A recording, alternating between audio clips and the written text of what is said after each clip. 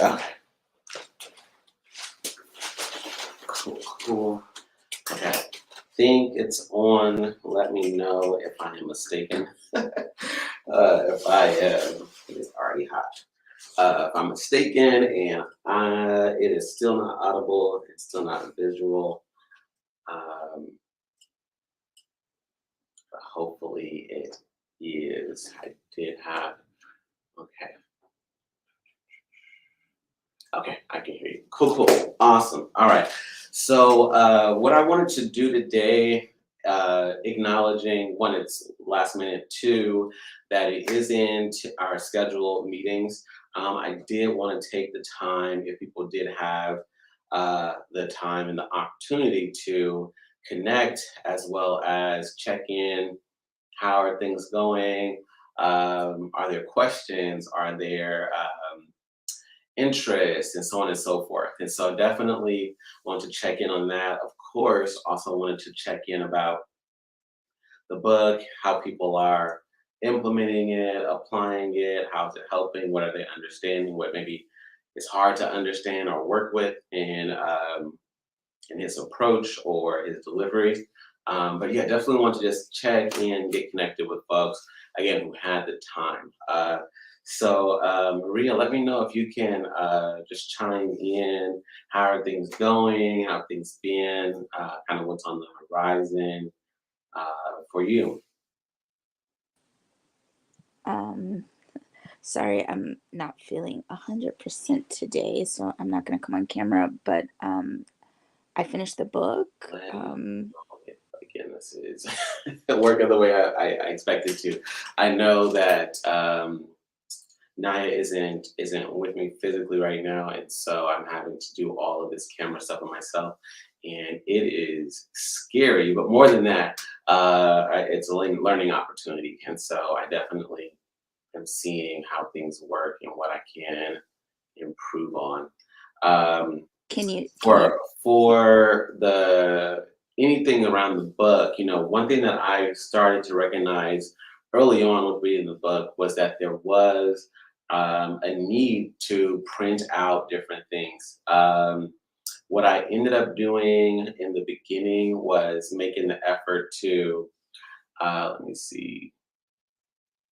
Okay, okay, cool. Thank you for sharing that. But yeah, in the beginning, I recognized that there was a link to about every single. Let me get this keyboard wherever I put it. Um, Here it is.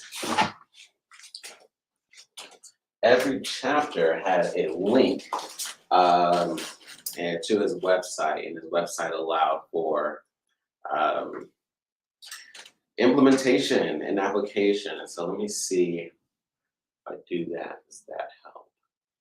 Um, can you say something, Maria? I just turned the volume on the keyboard. can you hear me now?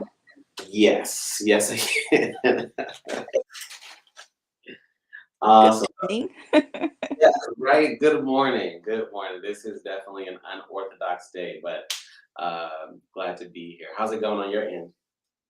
It's going okay. I'm not feeling 100% today, so I don't have my camera on. I hear it. Um, but yeah, I finished the book and I printed out a couple of the things that, a couple of the charts that he had. Mhm. Um, and yeah, I mean, I found it really helpful, and got me back on my exercise routine. So that's where I'm at. Right. I hear it. I hear it. Yeah, I printed out. Actually, I printed out a number of those. Of the trackers. I figured I didn't want to like have to keep coming back to the library, so I don't have a printer at home.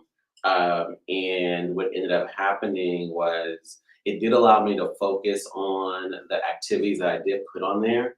But again, it's just like we were talking about when you're saying how much you try to continually read books like that. Is that you know there's a circumstance change, there's a schedule change, there's something that changes in our routine, and now everything becomes kind of like a little bit more you have to like start over.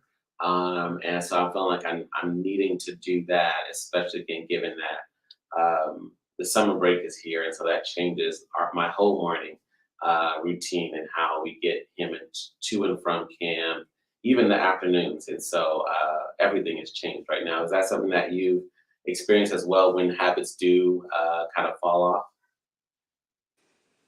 Um, yes, I guess I always am in the, oh yeah, I forgot that I wanted to do that. Like I forgot that I was like last year on some kind of journey and somewhere along the way 6 months go past and I have to remember why I wanted to do something and if it was important and if I want to build up the habit, I think it goes back to the thing of desire, right?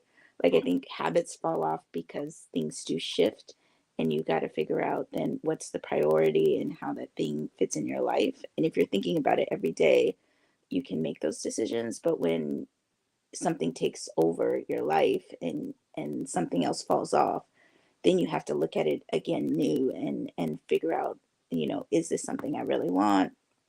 And where does this go in and how much time do I want to prioritize? And for me, I always find time is the biggest thing.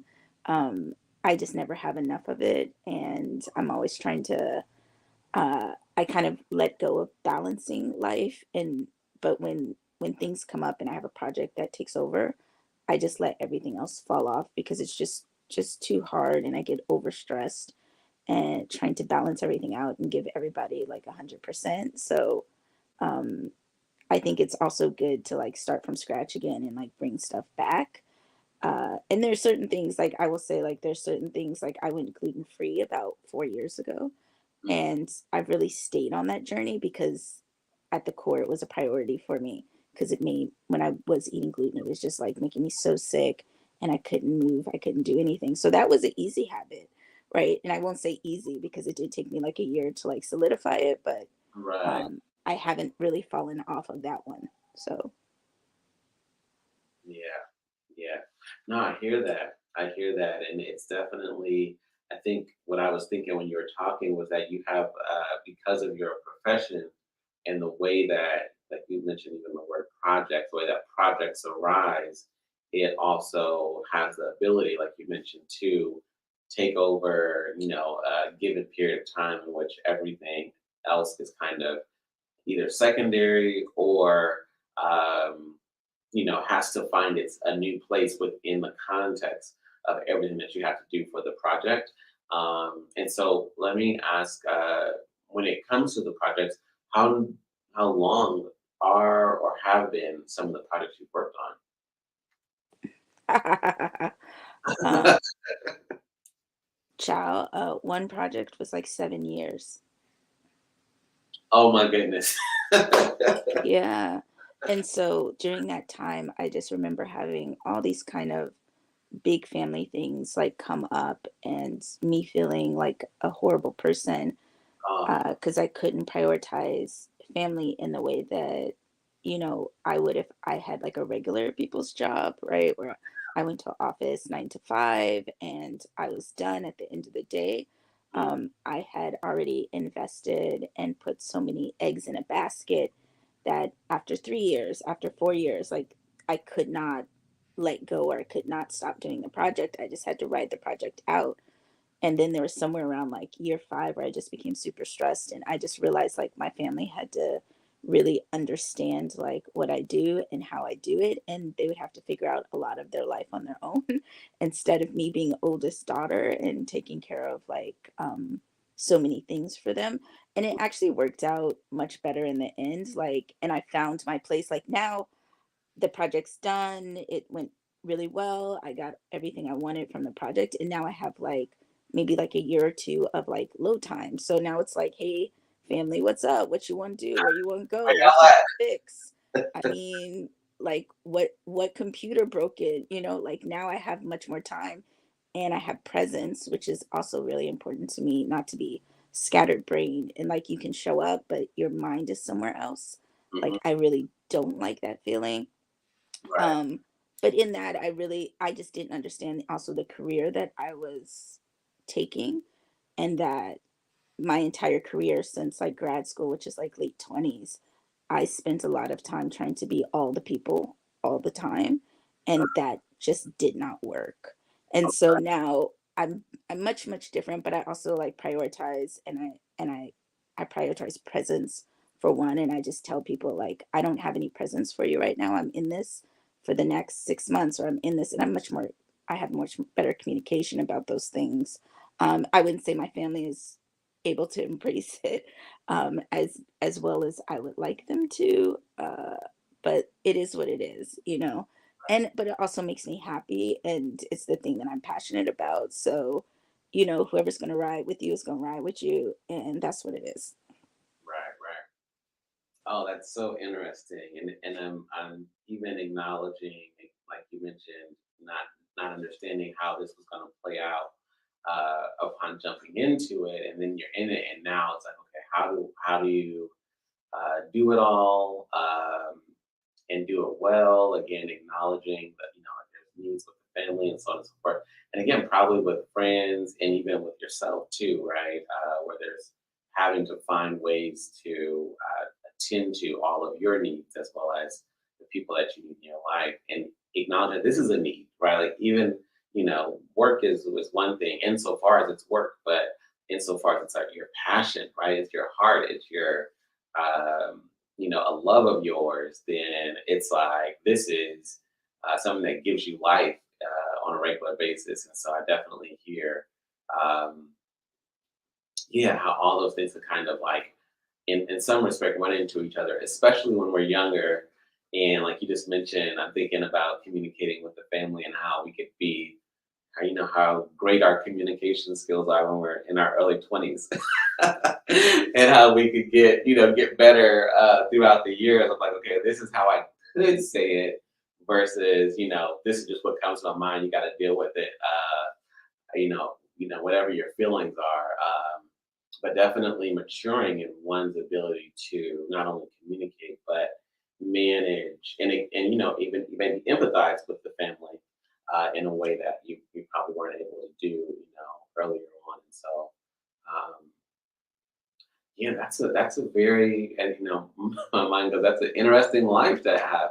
That's so different than, again, with the, like you said, regular people's jobs and so forth. And that's no diss to regular people at all. I definitely have had regular people jobs. And I just mean like really like when you're in an art profession, and especially one that can overwhelm your life. And I would say this for anybody who also is, starting a business, anyone who is, going off to some high level, high octane, profession where it's just, 100%. And to some extent, like the thing that you're doing is a high level of risk. And so you need every single brain cell you have to make sure stuff pops off in the way. And a lot where, I was born and raised in San Francisco. So not a lot of the people that I grew up with had this same life, Right. And so I had to kind of understand that and understand like where I came from. It's going to be its own special thing in my life, but it's not necessarily going to be the thing that's going to go with me on the journey. And I'm on this journey pretty much solo and finding new people along the way. And the new people that look like me are people that are also in the art profession, and it's not also healthy. And there's a lot of people who are, on the edge and the verge of, breakdowns in so many ways. And so habits become really important, right? Because I think even getting to the point where you say, like, I'm done and I need to go back to family and go back to that place that makes me comfortable and loves me as a part of a habit instead of staying locked off into this high octane world. And I didn't used to do that. I'd just be like, oh no, I need to stay here. I can't leave so I can be successful. And now I just all the time, like, I'll just be like, oh, we're done. Great. I'm out. Check me like 6 months or a year when we're ready to bring this back up because I need to revitalize and get all my good stuff back in my body and my soul. And I think that's about part of a habit and figuring out what you want your life to look like, and actually, staying healthy and living a long life and not burning out on anything. Right. Right. Right. Oh, that's real. That's real. And of course, it for me, it brings up the questions around, the mental health part of things, like the different habits. I know that you mentioned the um, yoga, and are there other things that you've done and do to kind of like get centered, amidst all of the chaos that your path takes? Yeah, I mean, there's 110 different things I probably do before 12 o'clock in the morning or Uh, 12 o'clock in the afternoon, just to get my day started. Um, right. I would just say like a bunch of them are literally around making sure that I'm actually doing things that I want to be doing and not feeling pressured to do something or work on something that is a easily burning me out, easily making me frustrated and angry, or easily surrounding me around a bunch of team around a team who might not appreciate the work I'm doing, or just might be toxic, or just have bad labor practices, you know. And I think getting myself out of this like desperation of work mode, right? And breaking that habit of being like, I need to work, I'll work for anybody. I just want to work and I want to be successful. I kind of like got myself out of that mode to be like, all the work that I want to be doing will come to me and it'll be supportive and I'll be happy and I'll enjoy my work. And even work that is not within me making films, even if I'm doing art projects. Right now, I do work for a nonprofit. Even that nonprofit, I love everybody that works there. I love what I do. And that was a part of me like breaking this terrible habit of just getting this money and working and taking all the crap that I possibly could take because that's what you get paid the big bucks for. Mm. And I just decided like that wasn't for me. So now like yeah, like my life doesn't necessarily look like people who have, careers and 9 to 5s and kids and all that kind of stuff. But my life does look like I'm healthy and sound mind and body when I wake up in the morning, and I pretty much work on things that I want to work on in the morning. I eat my breakfast, I have my protein shake, I do my yoga, my exercises. I might even go to the gym in the morning. Um, and that just didn't used to be my life because I just was like, work, work, work, work, work. Nope, nothing else but work. And that's cool when you're in your 20s and you're looking cute and skinny. But as you start to get to like late 30s, early 40s, like nothing's working in your favor anymore. And you can't even stay up all night. You can't drink to the end of the night. You can't do any of those things in the same way. You can do them, you're just not going to have the same results. So this Right. shift has to happen where you start prioritizing yourself and your health and you realize everything is interconnected. And if you don't eat breakfast, then you're not going to be a happy person at 3 o'clock, right? If you don't take your vitamins, then you're going to feel drained. If you don't figure out time to have family time or good hugs from your friends, then you're going to be, feeling isolated or withdrawn. So all those things have to be incorporated and you have to find time and you can't overload on just being super workaholic. And I'll have like a tiny caveat to that because I also think there's nothing wrong with being a workaholic if you're working on what you love and you have your time off from that, right? Like I'm working hard for the next 3 weeks and then I'll be done and then I'll have like a little break and I take a little vacation or something like that. But if you're just working to like grind and get this money and hustle culture, like that shit is just not a part of my bag anymore. And I'll be like, bye, see ya, have fun grinding. I'm gonna be over here going at the pace that I can go at because also when you want to create like huge things. Sorry to talk so much, but when you want to create like big, huge things, I think part of that has to be seeing the longevity of that. And you have to run a marathon. And you can't run a marathon if you start off that marathon going like at the speed of light, right? Like you're better to start a marathon being like a little turtle and being like, I'm just going as fast as I can.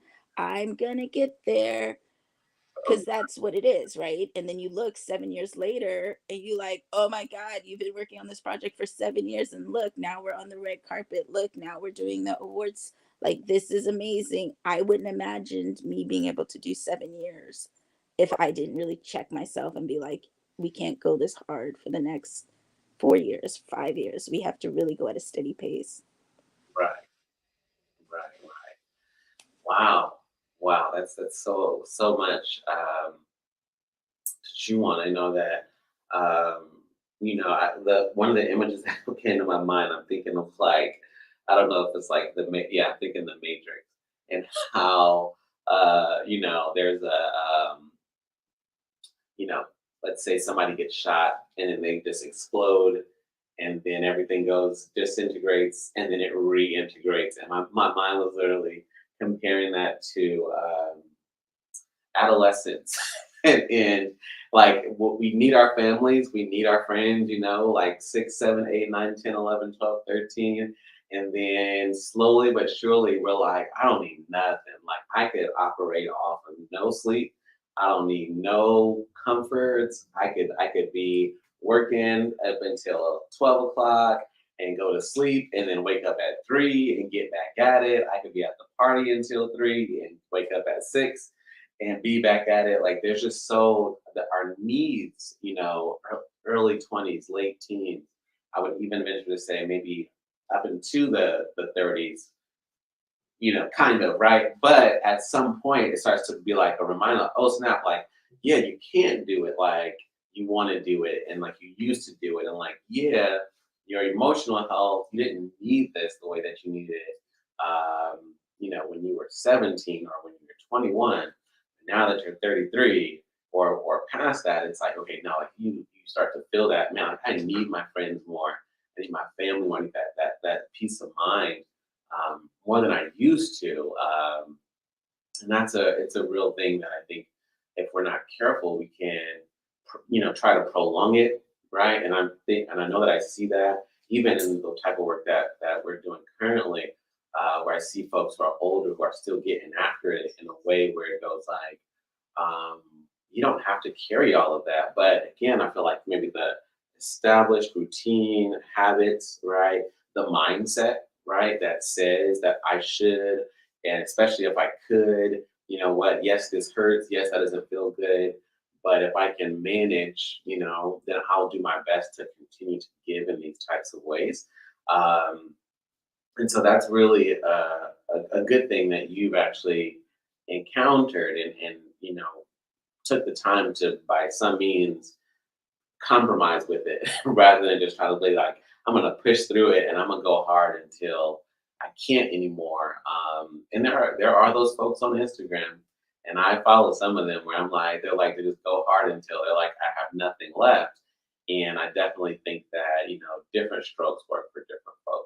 Everybody can't be the person who needs nothing to support them to do quote unquote you know great things.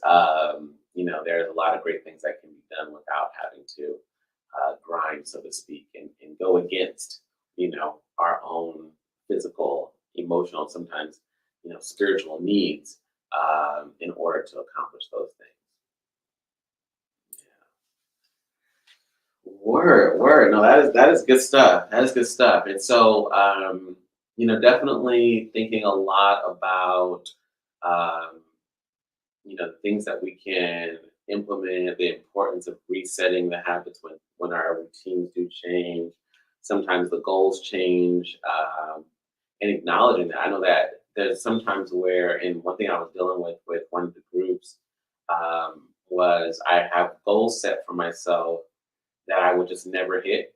And in my mind, I wasn't sweating it as much as the folks around me were like, yo, like, I think you just need to acknowledge, like, you can't do what you think you can in that moment or this week. You're thinking that, yes, this is possible because technically all you have to do is this, and this.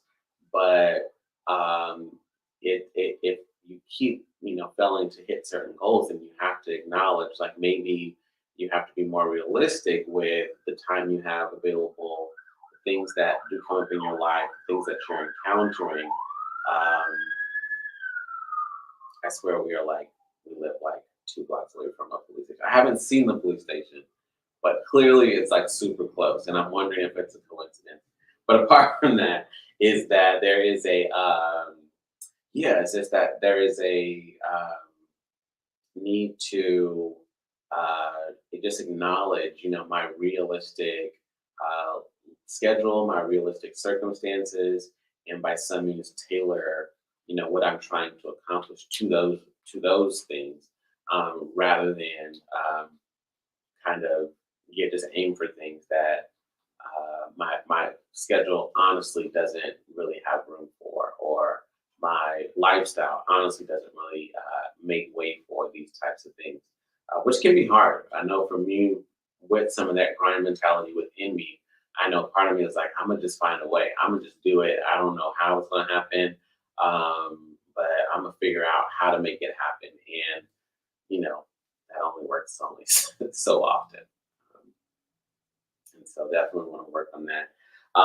But I do wanted to ask, in terms of the goals for what you're trying to build with regard to the nonprofit organization. What are some of the most immediate things that you're aiming to accomplish? And is there any support that I can find, locate, to help you on getting certain things done, pertaining to that? Let's see. Let's see. What a long list. In terms of the nonprofit that I'm working for now, we're switching to 501(c). So I'm doing a lot of work that's around like the strategy for us for the next 3 years. So right now we're just waiting for the IRS to like okay our papers, and then once that happens, we're gonna have this like big transfer. And so part of that is also like getting some strategic consulting around what our next 3 to 5 years is going to look like. Putting out our first like annual report is hugely important for us, and uh, building our new board. Our board right now is completely volunteer, um, which is really lovely. And but we don't also know if all those people will come on to our official board when that happens. So we're also recruiting new board members for that too. So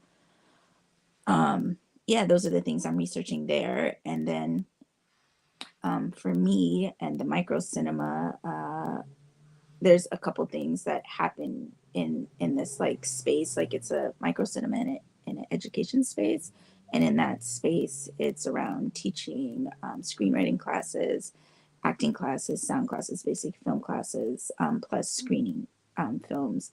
So this year, I'm trying to get my butt up and out of the house to go and to be in person, since it's just been since the pandemic. It's been a long time since I've been in person at a lot of these like smaller film festivals and film gatherings. So I'm trying to get back to that. I went to one last month, which was really cool, a little micro cinema in LA called I forget what it was called. But it was really simple. It was like a garage, and they focused on, which was really cool, tangible film stuff. So they had videotapes, CDs, laser discs that people could buy, but it was mostly just to be cool. And they had one tiny screen, and I think they had 40 seats. So I connected with them, and that was one thing on my list. And so I need to do a bunch of those things to kind of understand like what the space could be.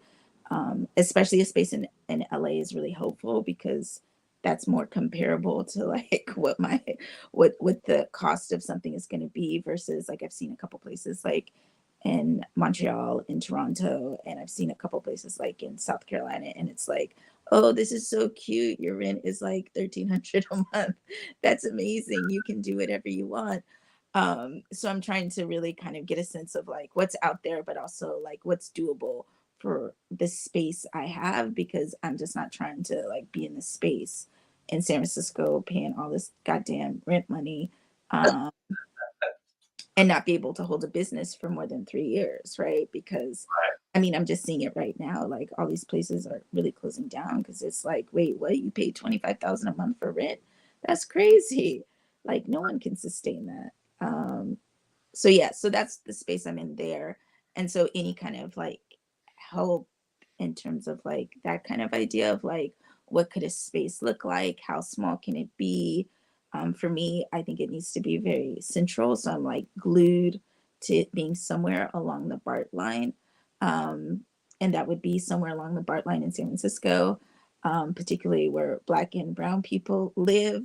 um, and a lot of people who have been like helping me and giving me mentorship are like, you need to like broaden your horizons. And I'm like, I'm very good at manifesting, and if I want something to be right around the corner from where I live, that will happen.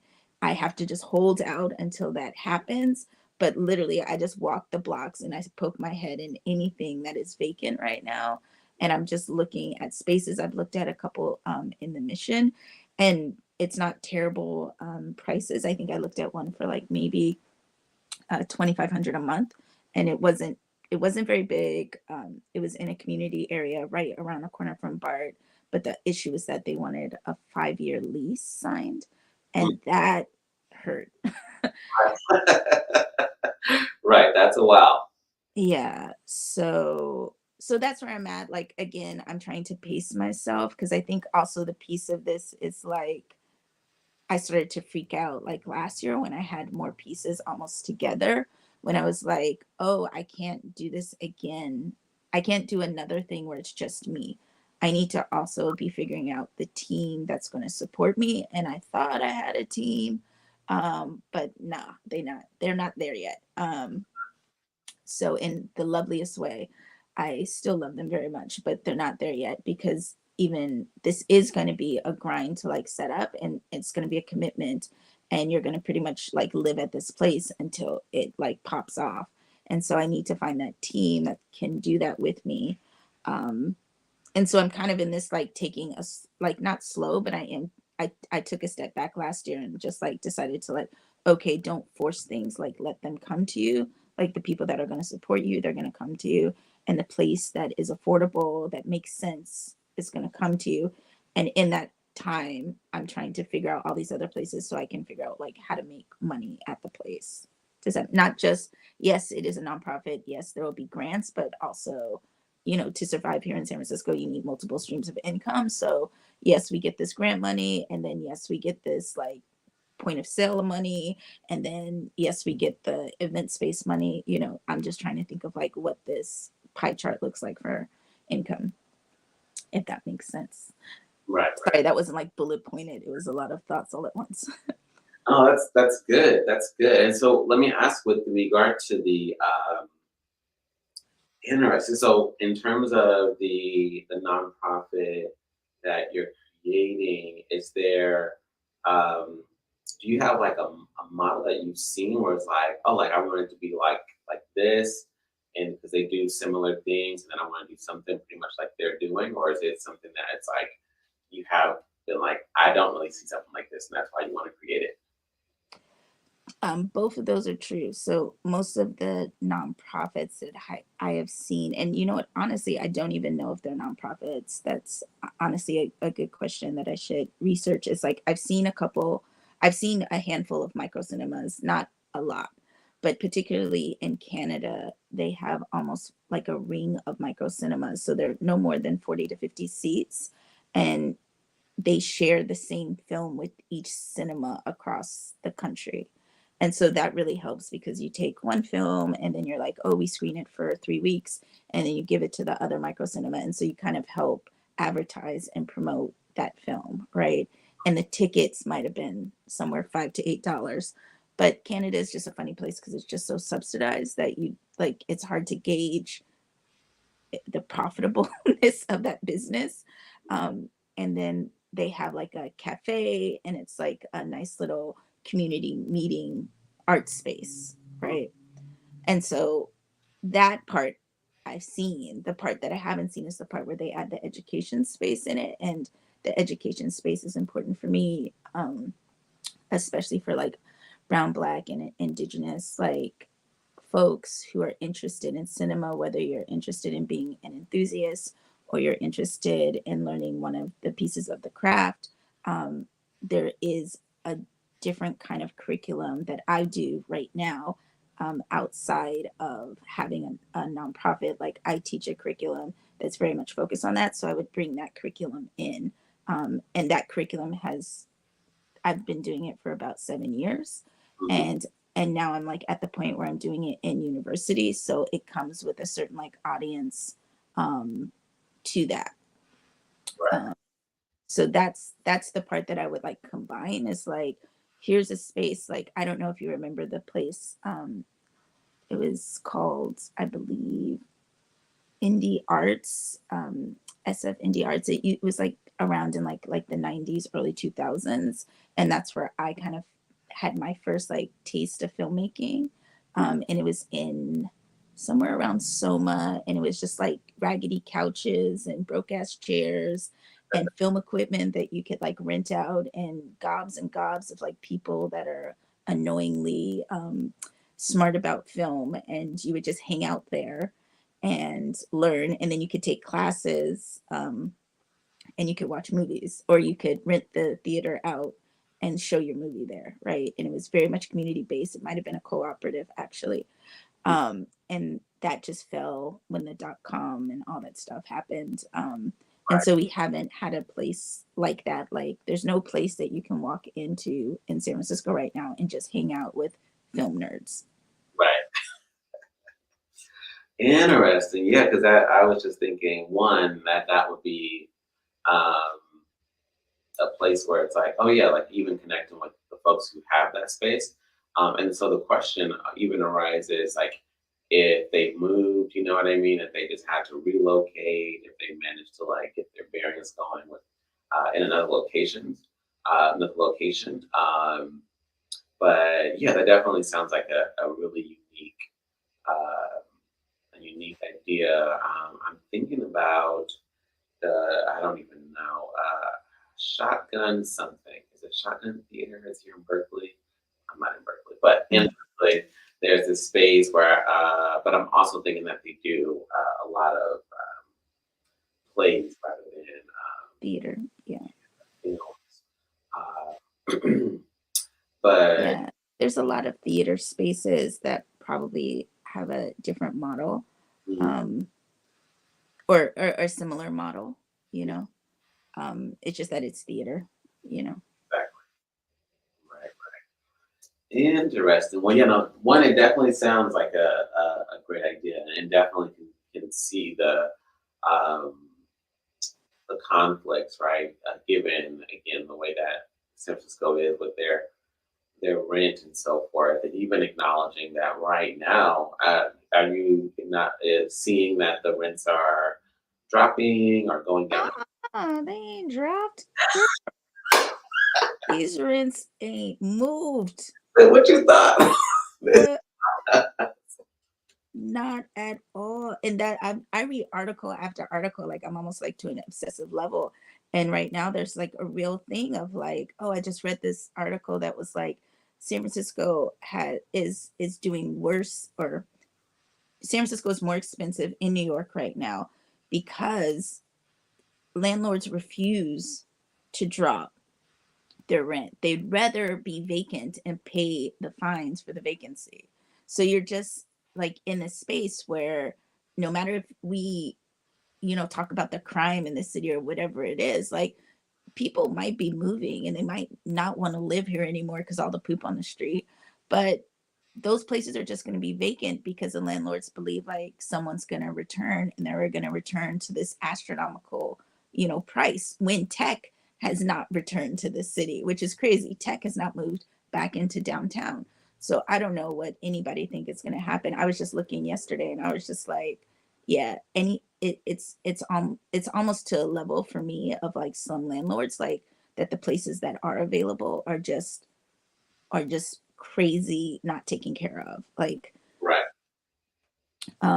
yeah. So and that's the other thing, is like when I went to go see that place and I'm like, 5-year lease, and they're like, yeah, well, a 5-year lease like gets them immediately their money back from any amount of time they had vacancy. So they already know what the gamble and the risk is, and they're willing to pay the fine, on that. I mean, it's business 101. Yeah. I mean, the hope is like that, maybe there's just some tiny, landlord who's not a big commercial landlord, which is very rare for San Francisco right now, who wants to rent out, his property to a community space. And that's particularly why I like this neighborhood, is because there are spaces like that. You just have to kind of, they're just never on the, they're just never public. You have to kind of keep your ear out and talk to everybody to make sure that you know who, be the busybody, which I am. Um, what's happening, and what the spaces are. Yeah. Right, right. Well, yeah, I'm even thinking about when we had our mixer um, back in May, one of the participants, I believe her name is Nicole, she mentioned that she purchased, I don't say purchased, but she started renting out a space a few years ago, if I'm not mistaken. And it was kind of like, I want to say spur of the moment, but I was thinking like she was super inspired, went to this conference, had a great experience, and came back and was like, oh man, I should do this in San Francisco. And she threw all this money into this one space. Um, but one thing haven't panned out the way that she was thinking it would. But she's honestly been looking for other folks who might want space to do certain things. So that could be a thing. Even again, just for understanding, uh, what she's offering or what she's doing with where she's at with For that sure. space. Um, we can connect those. And I think there's also like the piece for me that's like figuring out where San Francisco is within the art space and how much that support, will be there for the arts, especially when it comes to filmmaking. Like, I don't see a lot of filmmaking support here. Mhm. And so a lot of that would be, from scratch, or me drumming up support for a thing that, like when it's theater, great. When it's nighttime events, great. When it's public art, awesome. We love public art here. Mhm. But for some reason, since like that period when this big community space went down, the film arts in San Francisco has kind of petered out. So, and that's pretty much, I think, a lot of the ways things work in San Francisco is like when you have the support of the city for the thing that you're doing, even if they're not dropping money, but they're like, yes, we need that thing, we will support it. um, I'm trying to figure out where that sits also, and make those connections and relationships, to talk up the thing that I'm working on. Mhm.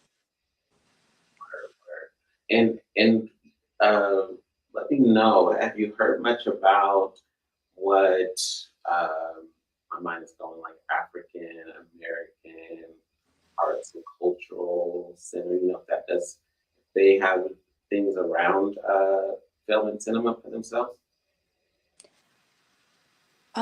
For right now, I think the African American Arts and Cultural Center just has, they support the San Francisco Black Film Festival. So I think they do that once a year. I think they have a screen and a space. I think it's a bit still up in the air what their hours are, and when they're open, and how they plan to use that space. Mhm. Um, but I don't think they have any like um, permanent ideas for film curation right now. Mhm. Right, right. Yeah, yeah. Just crossed my mind. I went to an event over there. I mean, it looks like some good stuff happens at their venue, but definitely uh, just crossed my mind. Knowing that there are the different organizations. I know when I think about when looking for funding and stuff, there is definitely funds for arts, for if you will, for the arts in San Francisco. It's just a matter of um, yeah, having everything just established so that money could come in and you can have those types of programs and so forth. And would it be youth oriented or kind of like both youth and adults? If I don't have to, I do not want to deal with youth. Ah, what? Yes, I said it. I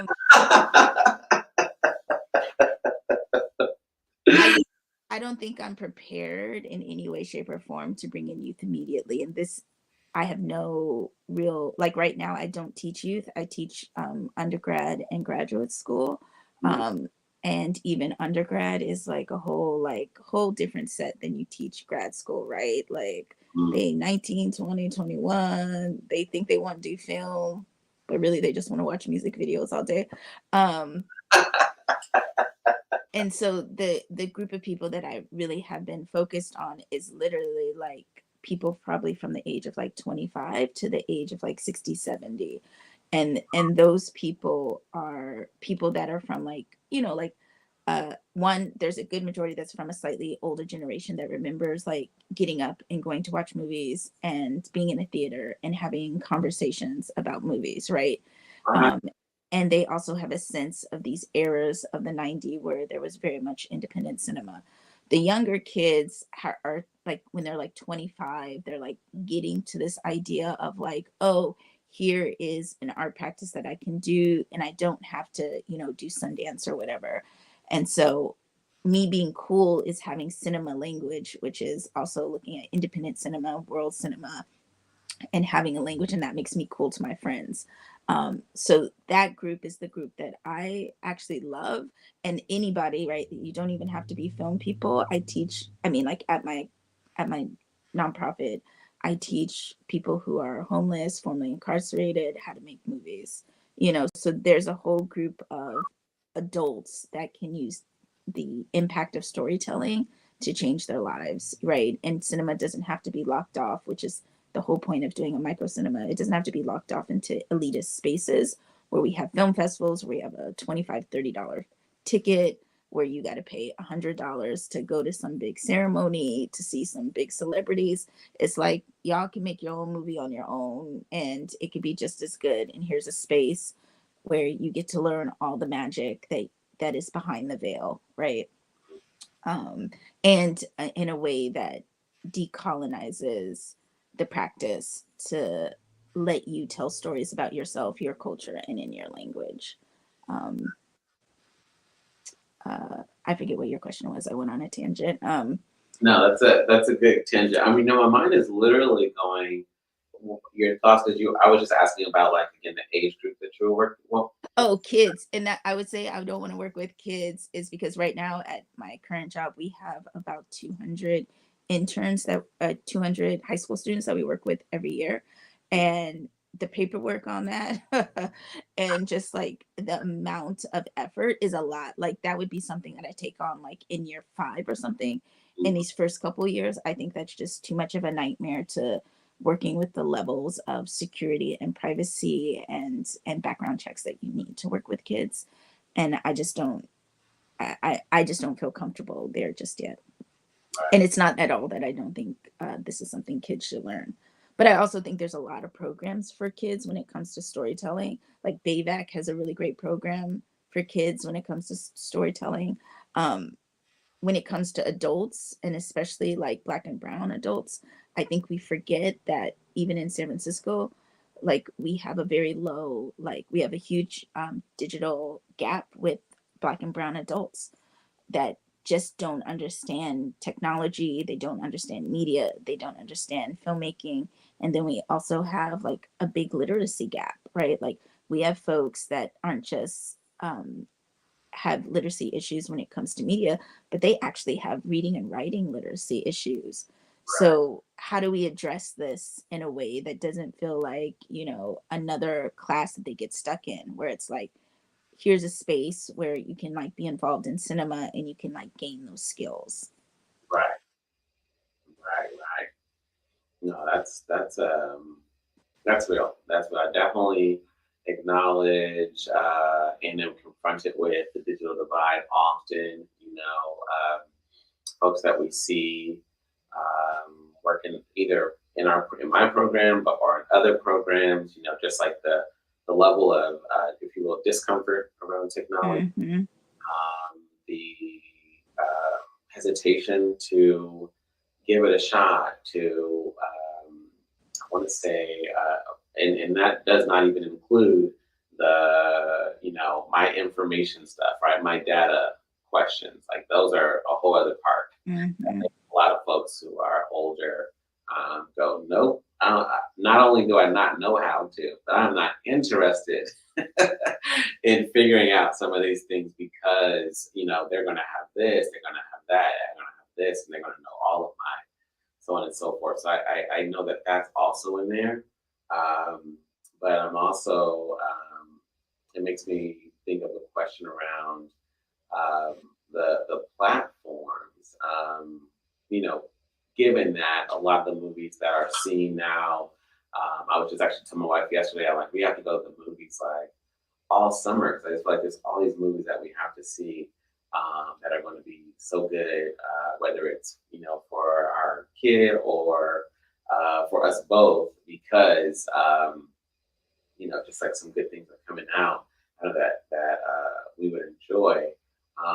But also because of the rise of the platforms like Netflix and so forth, um, do you feel like they are helpful in the things that in the um, by creating a space in which folks can tell stories, can have films on those platforms without having to have, first did the big screen, or are they kind of, or do you feel like it's not helpful in the fact that they're probably just like any other channel that would be, on, You want me to go into my rant?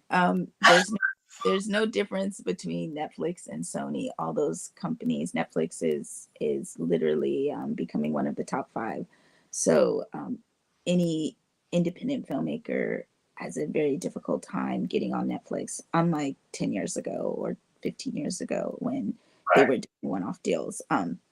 That particularly, like, that space is not a space like I'm interested in. Like, you can go home and watch Netflix, you can go to the movies and watch. Like, the space I'm interested is in the independent space, and there's a whole slew of untapped films that have been to festival that have rewards that never get a Netflix deal or never get a big distribution deal. And that's the space where the micro cinema comes in play, especially for brown and black filmmakers who don't get their films out there. Mhm. So what I can do is tap all my homies that I know that have films and play them, give them a space to have this conversation about their film, have a space to listen to an audience or watch an audience watch their films and engage with that practice, and then connect other micro cinemas that can take their film, right? So like it's a part of like other work that I've been doing that is like trying to give black and brown and indigenous filmmakers platforms, like platforms that they don't get after they've made the film. They went to the festivals, they got the awards, and they still don't have the distribution deal, and they don't get theatrical release, and they don't get the film tour, the screening tour, because that is legwork, right? So that takes a lot of time for an indie filmmaker to put that legwork together. Some people do it, many people don't. So there's like just like a plethora of filmmaking out there. And the beauty of that filmmaking is that usually that filmmaking is a bit more engaged in cultural storytelling. It's a bit more engaged in politics or social commentary. So it speaks more to the ground levels of the people. Not to say like the big Brad Pitt movie doesn't, but I am saying like there is something, there's just like such, and when you talk about world cinema, I mean there's just such a space of like cinema from other countries that we don't connect to and doesn't cross over very well because of the industry. Like the industry does not believe that black people from the US want to see black people from Africa or Australia or Europe, and Europe does not believe that their black folks want to see black Americans, right? And so those films never really cross over. The films that cross over are the ones that are big budget, where you got Will Smith in it. That's the big crossover film, and that's not really representative of all of our people. So here's a conversation, right, to have a small space where people can engage in a reflection of their own humanity and a reflection of their own culture and language, and really accessible and even accessible to the filmmakers. And you see periods of this all throughout cinema history, and all through those periods, there's a miss. Hey, cat. Um, there's a missed opportunity of really connecting those independent filmmakers to the people. Instead, we always connect them to elitist spaces. So, you Right. know, and then they kind of stay in this space their whole career, and they don't figure out where they can build their audience at. So I mean, like, it's a twofold of like benefiting the filmmakers that are out there making really great work, and then also benefiting regular everyday people who want to become cinema enthusiasts or even cinema filmmakers, you know. Right. Well, there's a part of me that goes right, like completely. As soon as you said your rant. A part of me is like, you're totally right. That makes complete sense. And then it makes me think about um, YouTube, right, and its accessibility. Do you feel like that's been a good breakthrough for the folks independent making independent films? I don't know. Uh, I would say no. So the other kind of piece of this that you have to think of is like the ownership of that work ends up in a very funky space by these platforms. ownership. And so not just like Netflix is taking a huge chunk, that I mean Netflix, YouTube is not necessarily taking a huge chunk, but then your work is out there and can be at, even right now, like the level of AI fucking technology that's coming out rapidly right now is like crazy scary. But like your work can then be manipulated and taken and whatever, right? So there is the lack thereof, I don't know, like security that you have. Like you can throw it on YouTube, whatever. I don't think I have work on YouTube, but you can throw your work on YouTube, try and get seen by whatever, but you still have the same kind of thing. You still have marketing, you still have promotion, you still have to figure out how to get the people to the channel.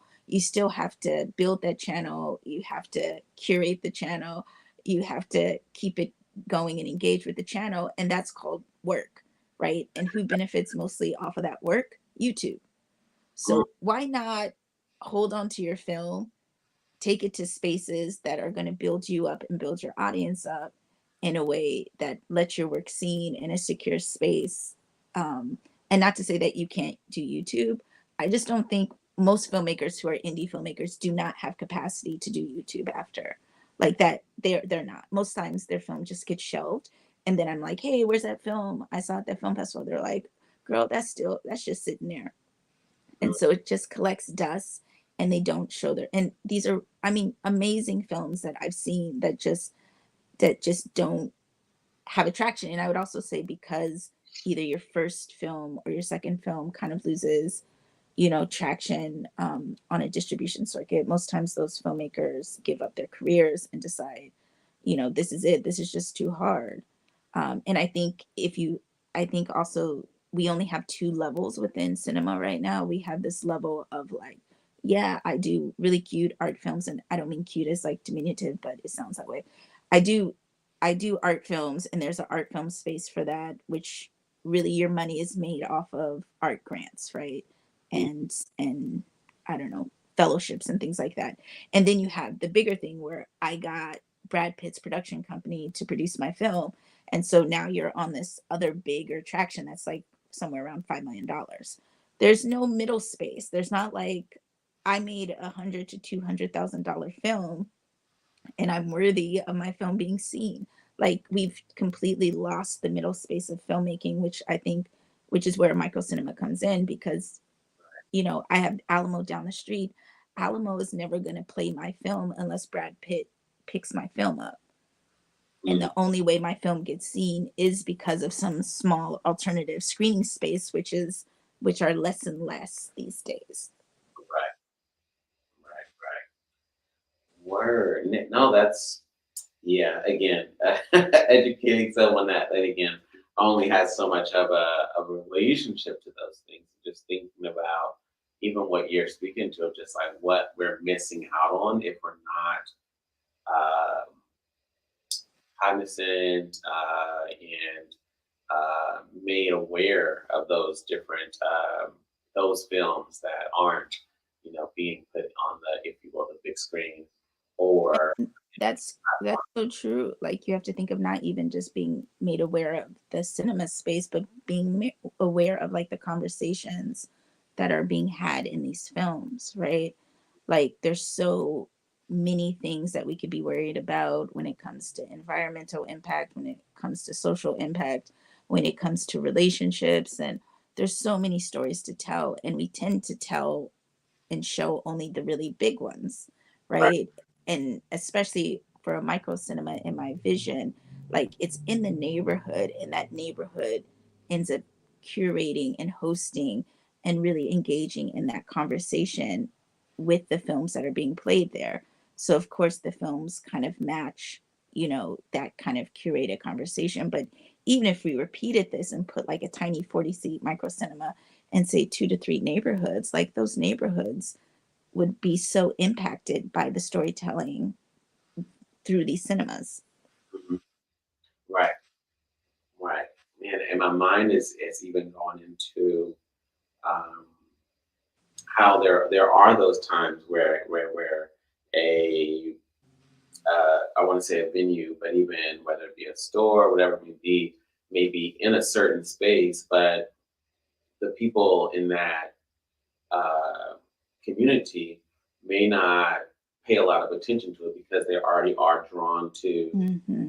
the larger whatever it may be theaters and so forth, or even just you know venues or stores and so forth, and how that sometimes is makes it more complicated for the folks who don't have that big name or whatever it may be to get the attention of the people who are literally like next door.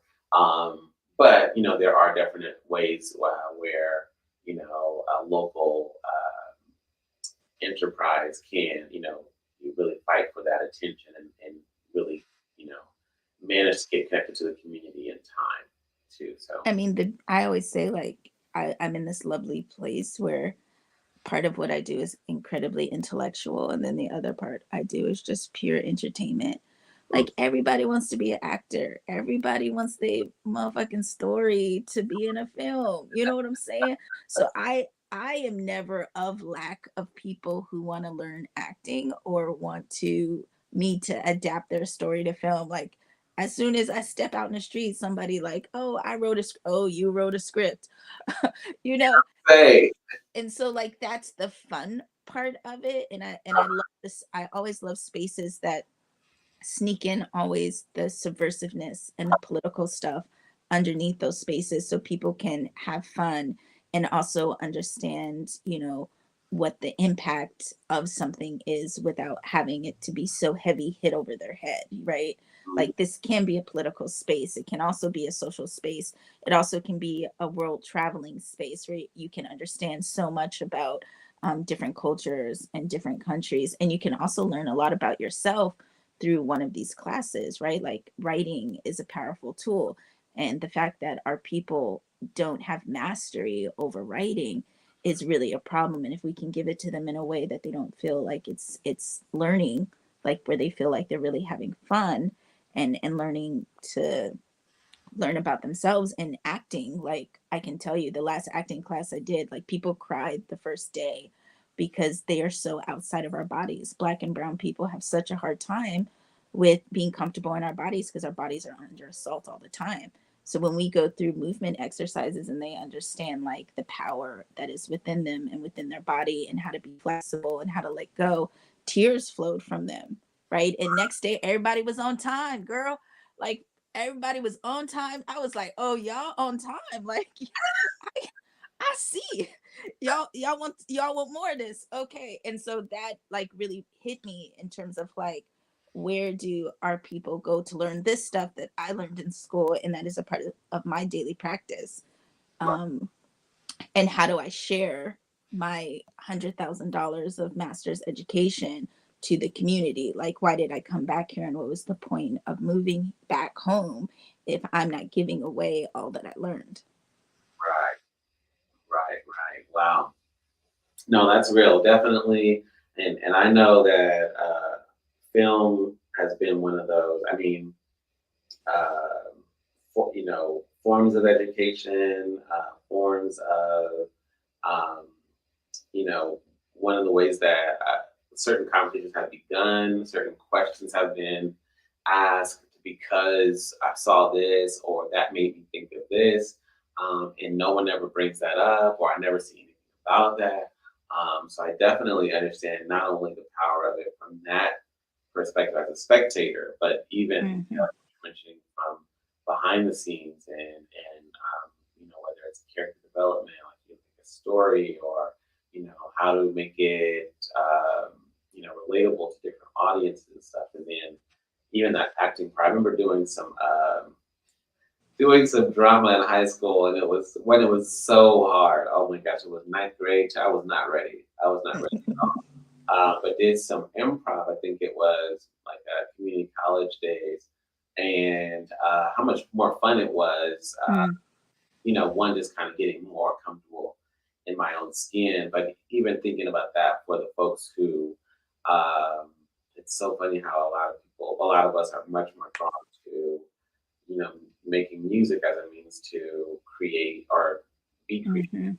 Mhm. Mhm. How much room there is in learning these skills around, like you said, around film and so forth, to um, not only I think again a big part of it is like the getting famous, but I think also the other part is the opportunities and even that growth. It makes me again think back to certain interviews I've watched with Will Smith talking about how getting into or say and or coming out of certain characters is just such a life altering experience. Mhm. Because it gets to the level that it gets is like it gets deep. It gets deep and it really like challenges you, but it definitely also just like shows you how, if you will, fluid our personalities are, our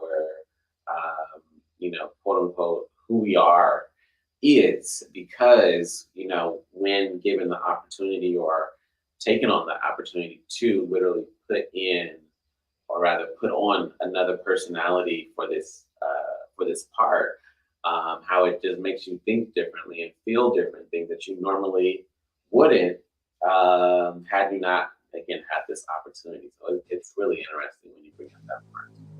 Yeah, that's huge. I mean, just think of the levels of like empathy that we have when we can literally walk in somebody else's shoes, and especially for each other, right? I think that's the part that I'm mostly interested, right? Like, I'm at the point where I'm like, I'm interested in Black and Brown problems. I'm interested in how to connect with us. And I'm interested in to have more empathy for each other, right? Like, white folks gonna figure out whatever shit going on with them. Like, they gonna figure out how to arrest Trump. They gonna that's what they bag is. My bag is trying to figure out how we got all these black folks in the Tenderloin on fentanyl and unhoused and all these babies, running around without parents. Like, that's what I'm interested to figure out. And I feel like we can solve these problems when we work in our imagination and we really focus on how to expand our imagination. Um, and the biggest thing is like, how do we grow ourselves, right? Like, how do we not feel stifled by the oppressive environment that we're in? How can we find out or an exit, or how to disengage from the matrix? And that's what imagination exercises help you do, to see like this isn't your only option, that the space is bigger, and also how fucking powerful you are, right? Like, beyond learning to act, we fucking put on a mask every 5 seconds for whatever room we walk in as brown and black people. We compartmentalize, we code switch. We already got so many skills, we just don't recognize them because they're so much a part of survival. Now, what if you actually use them at will and when you needed them, and to leverage any situation for anything you're trying to do. Like these skills are not just about entertainment, they're also about how to, live life and live life to the fullest and not be afraid of life and not be afraid of yourself and not be afraid of your people. Wow. Right. Man, that's real. Yeah, you ask me, I'll tell you, film is all we need. Cinema will save us all. Wow. No, that's real. And That's I'll just say one last piece though is I'm noticing more. I was just doing a thing with my nonprofit with a bunch of kids from Stanford, right? And those kids from Stanford, they take these classes. Like they're taking like acting classes, they're taking music classes, they're taking imagination classes. They take a little art class. And when I was growing up, the last thing my family wanted me to do was go to art school, right? And so I went to business school. And so I got my little business degree and hid my little art degree underneath it. And and then when I finally got some, some confidence, I was like, okay, for grad school, I'm really going to art school this time, and you can't stop me. Um, and they weren't happy about it, right? But we have to understand that the future is just going to be so complicated and complex that we're going to need all the tools. And if I see, the rich elite kids using all the tools to their advantage, I want my people to also have those tools. right. Right. I think that's real.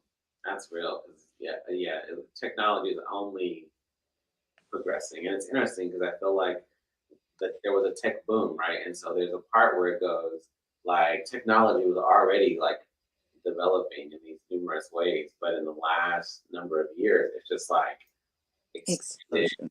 yeah, and exponentially, and it just really took it just it just went to a whole other level, and so we definitely don't want to be um, ignorant of all the opportunities, not only to, so I think when we think of like, oh, work, now we can have this type of job, but it's also like now we can do these types of things with the technology that's out there. We can connect with people in a different way. We can connect with and share with people in a different way. For all intents and purposes, definitely social media has its issues and its flaws and stuff. But I definitely appreciate the fact that we can learn so much with these different platforms that are out there, and that we can connect with people that we would never, right, run into, bump into, rub shoulders with, so to speak, um, and build some type of familiarity. I want to say relationships, but I know that could also be a far stretch. Social media is not for real relationships. I remember I had to I had ran into this crux when my mom, we were friends on Facebook, and I was like, how do I articulate this? Because this doesn't make any sense. But there's a part where I had to go, this isn't for family. I was like, I don't know how that makes any sense. I don't know how that Mm.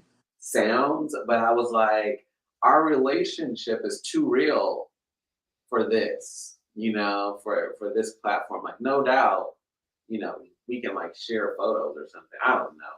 But like we have like a real relationship. I don't know these people, right? Like in a way I know them, right? In a way we're familiar, in a way we're friends. But we're not like for real, They're not like these are like my real friends all across the country. And therefore, and I know that there are people who have literally gone, I don't even really do it because, um, if you will, of just like that dichotomy of just recognizing like I have this whole real relationship and it's this real reality that I'm very acquainted with, and I don't want this, almost real reality to like overcome or like negatively impact what I have going on in my day to day life, and it's a real balance that people have to find, and therefore, again, I just acknowledging that there's a lot of hangups that people can have with the technology that is out there. Totally. a lot of things that can't. And I think those relationships are just going to get harder. Like when we start talking, I just saw a sign the other day. I took a picture of it. It's the first app for the number one app to find your AI love. So it's like a dating app for AI, but you can date an AI through the app, because that's where we're at, and that's hard. Like what? I mean, I want to hate, but really? Did you try the bar? What did, like y'all skipped a few steps? No. I mean, wow. I have not heard So that so yet. where are people in those conversations? And we're gonna get lost if we don't really make it an emergency to figure out how to catch people up to the level of where the internet is at. Social media is on a shaky ground right now. Twitter is, completely defunct almost, like who know I have no idea who even owns Twitter right now. And Facebook is on its last leg. It's just you and your grandma that's left in there. And then TikTok, and I'm talking about, oh, I'm so media oriented. I've never even had a TikTok account. People just send me the videos and I'd be like, cool.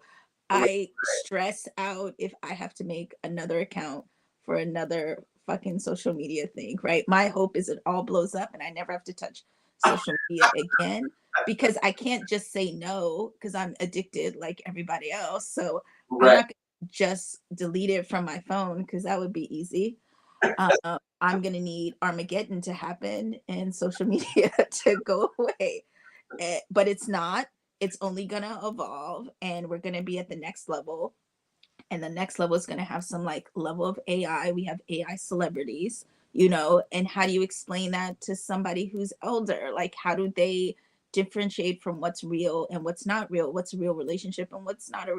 I mean, somehow we have to get people up to the bar of technology. I mean, I don't know if that's going to happen because technology is moving so fast, but we can't be left behind. And I think, especially when we're talking about labor movements and we're talking about where we engage in those movements, I, I, I refuse to think that we're just going to be a labor force, in some variation of picking cotton for the world, right? Like we have to be specialized intelligence. We have to be understanding what those specialized skills are to make us, in this working level of the labor force, that's not just hard labor. AIs will be doing, right now we have AIs that are writing script, they're fucking acting. So AIs aren't even doing the hard labor work right now. It's going to be us doing the hard labor work. um and I think this is the time right now. Like this is the time that we all get it together and we figure out like how to educate our folks and how to get us in the game, Right. Right. and to also create some autonomy for yourself, because you don't want to be stuck in this place where technology has gotten so ahead of us that it's just too hard to the learning curve is too hard for us. Right. Right. Right. Yeah. In some respect, we're fortunate to, I would say, my family, literally people who live in this house are fortunate to have some relationship with it all, to where like even my wife is like hardly on social media, but she is on it at least to know like, okay, this is how it works. Um, and kid, and I'm so concerned about social media. Fortunately, he's not on social media, but there is just like that relationship with technology. There is no phone yet, and I will hold off on that phone as long as I can, Mm. understanding that I'm just one of the people in the household.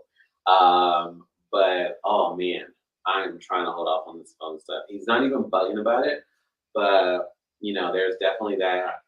There are those friends. I do have a brother. He has a daughter, two daughters, and one of which does have a recently got a phone. And I'm like, I don't know how you doing it, dog, but there's Mm. no way. I mean, we didn't have cell phones in high school because they weren't even that deep yet, right? But even when we did have them, like it was just for like texting, and it was all that QR stuff. But at the end of the day, at the when it comes down to um, the smartphones, I'm like, this is for adults. I don't know how else to put it. This is like for adults. There ain't nothing cute about smartphones. It's so real. It's so much information. It's so much you get caught up into. Like, you have to be really self-controlled for this not to just get out of hand. And but I am grateful that it's not completely unfamiliar to the children, so that at least they'll know, in there, even the stuff I have set up at home, like the camera and the mic and all that stuff. I'm like, just know that this stuff is here. So like, if you do need to learn it or want to know more about it, like there is space for you to not be like again completely oblivious to the technology that's out there. I mean, and to also own the technology and not have the technology own you. Like that's just the place that we need to be in, right? Like Terminator was a movie and they made three of them. We can watch them and understand what the fate of us will be if we don't learn to own the technology and pull the cord when it's necessary, right? And technology is only as great as the human that's using it. Mhm. So we have to learn that, it's under our control. And I'm not saying it's easy because it has all these addictive things, but the more you know, the more you can be in control, and the less you know, the more it controls you. And so we have to find ways to just educate folks and let them know what is in the power and what is the capacity of the tool that they're using, because it's just a tool like a hammer or a wheel or fire or whatever. That's all technology too, and people forget about that. Right, right. Word, word. Well, definitely grateful again to have this time. I know that what I'm thinking of just doing is doing this because the 2 week span in between one can be a lot, especially if there's only so many classes. And then two, if more folks can actually make the time to show up, then we can have important check-ins again. Just this is what I'm working on. Does anybody have? Does anybody know?